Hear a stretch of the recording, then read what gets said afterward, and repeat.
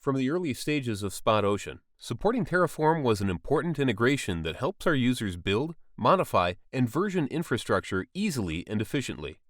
In this short video, we'll walk through the simple steps for using Terraform to integrate existing Kubernetes clusters into Ocean, the serverless container engine from Spot by NetApp. This tutorial has two parts that you'll complete in order to integrate an existing Kubernetes cluster to Ocean with Terraform.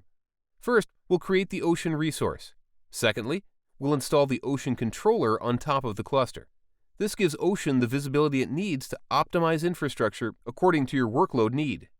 The following instructions will work with both managed and unmanaged Kubernetes clusters. But before we dive into Ocean, let's make sure that you're properly set up. You'll need a Kubernetes cluster deployed on your AWS account that you can interact with through the terminal with kubectl. You should also have your Spot account ready and connected to the relevant AWS account where the cluster resides. If you don't have a Spot account, you can sign up for one at spot.io. Click on Get Started and follow the steps to connect your cloud account. We have our AWS accounts and we have our EKS cluster deployed inside of it, which I've named My Cluster. There are also two autoscaling groups, ASGs, attached to My Cluster, each one with one machine. My AWS account is connected, as is the Spot organization account. You'll see your organization account there instead. Now we're ready to configure the Spot provider, which will allow us to create Spot resources. First, specify the provider settings with the account ID and token. Notice that if you click the Use Provider button here on the top right, you'll see an additional requirement if you're using Terraform version 0.13 or above. If this is the case for you, you'll need to add this statement. I'm using Terraform version 0.14.7, so I'm going to add it to the Terraform template I'm building. Let's go to our coding environment, where you can see that we have three files in our folder.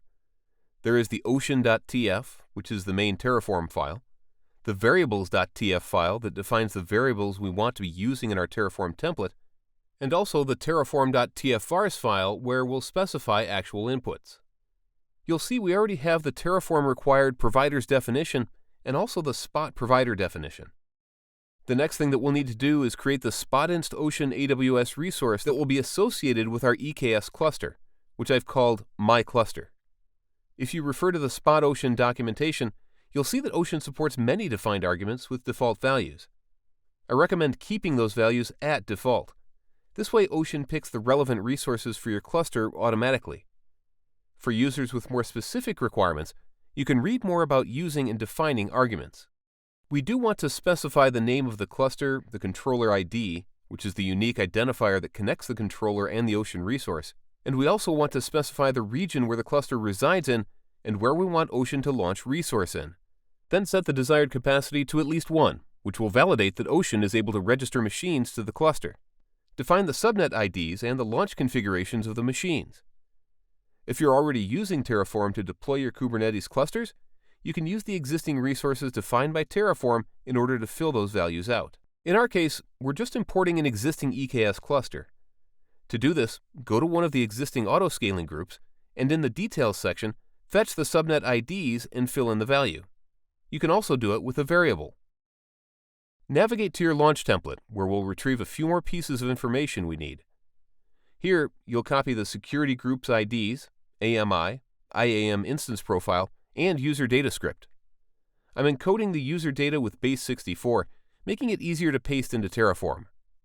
Back in our environments, we have the relevant configurations, including user data as a variable.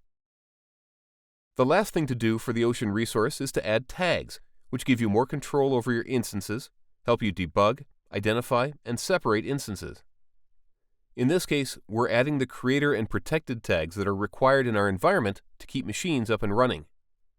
We're also adding the Kubernetes cluster tag, which will enable the machine to register the cluster, and the name tag, which helps to easily identify machines launched by Ocean.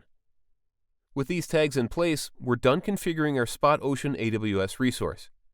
Note, you can add tags as you require. Now, let's install the Ocean controller. This is the pod that resides in the Kubernetes cluster that collects metrics, watches events, and executes cluster operations. To learn more about the Ocean controller, take a look at our documentation. To install the controller, Spot provides a Terraform module, and you only need to define the module usage and the Kubernetes provider to be able to access the cluster. Behind the scenes, this module creates the following Kubernetes resources: a secret, a config map, a service account, a cluster role binding, and also the controller deployment. All of those are needed in order for the controller to have the correct access within your cluster to actually trigger API calls against the Kubernetes API, fetch the relevant data, and send the relevant commands. We've added module usage, other than the source. We'll need to define the Spotinst token, the Spotinst account ID, and the cluster identifier. Here, we also need to make sure the Kubernetes provider is able to access the cluster to execute those resources. I'm using EKS to connect to the cluster, so I'll use the exec-based credential plugin of the Kubernetes provider. Make sure that you configure your provider as needed in order for it to work. Now we have everything we need to proceed with setup. In the terminal, you can see we're in the correct folder with the relevant files, and now we can run the Terraform init command, which will download the relevant providers and modules that are needed in order to run your Terraform templates. This will take a few seconds. When the command is finished, all the files are downloaded to your computer, and we can run the LA command to see the .terraform files are created.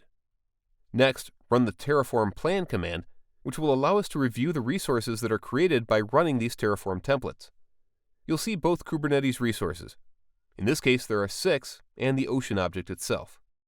Let's run the Terraform Apply command to execute the resources creation, which is a similar process to the Plan command. It will ask you to approve this command, which you can with a ---- auto approve flag to automatically approve the creation of objects. This process to create resources takes a minute or two to complete. With all of our resources created, I can run kubectl getNodes command, and we can already see that a new node has joined the cluster. By writing a kubectl get pods -n kubesystem command, we can validate that the Spot controller is running. Now we'll go into the Spot console, and we can see that my cluster is deployed. There's a heartbeat from the controller, it can communicate with the Ocean SaaS, and Ocean can now manage the infrastructure associated with your Kubernetes cluster. You can now migrate existing workloads from existing machines running in the cluster using the workload migration feature provided in the console. We also recommend that you downscale the existing autoscaling groups to ensure that you don't have extra machines in the cluster and that Ocean is managing the machines that are running. For more information on the many features and capabilities of Ocean, our documentation is available for review. If you have any questions, reach out to us through the chat button in the Ocean console or join our community Slack channel. Thank you for joining us.